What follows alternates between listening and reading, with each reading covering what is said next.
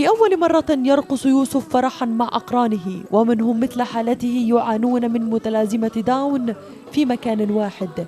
ففي اليوم العالمي لمرضى متلازمة داون ينظم حفل هو الأول من نوعه من قبل الحكومة الفلسطينية في محاولة لدمجهم في المجتمع الفلسطيني.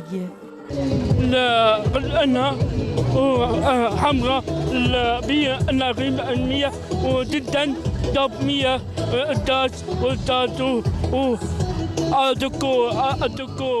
أدكو.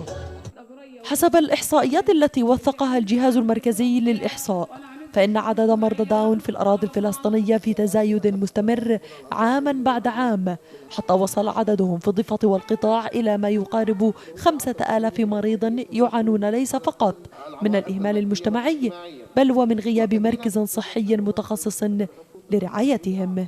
احنا هدفنا ايجاد مراكز علاجيه وتاهيليه من اجل النهوض بهذه الشريحه وتحويلهم من اطفال تحت مسمى ذوي الاحتياجات الخاصه لاطفال اسوياء عاديين يلتحقوا برياض ومدارس الاطفال العاديه والطبيعيه.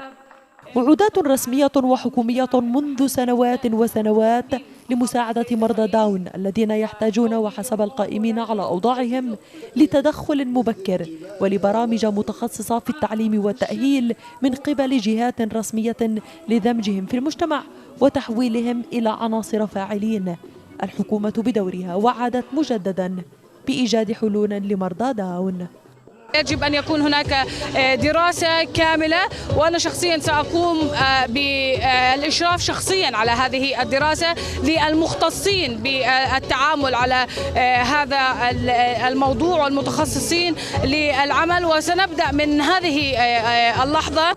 إحصائيات دولية ومحلية تؤكد بأن نسبة الإعاقة في فلسطين هي الأعلى من بين الدول المحيطة، وبذلك فهي تحتاج إلى دعم واهتمام رسمي وحكومي من أعلى المستويات لتوعية المواطنين الفلسطينيين بأهمية أخذ الإجراءات الصحية والنفسية.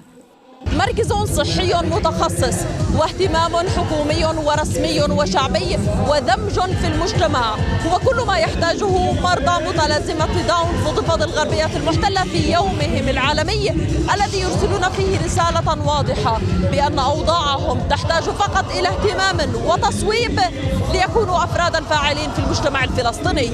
رغد عطمة، فلسطين اليوم، رام الله، فلسطين المحتلة.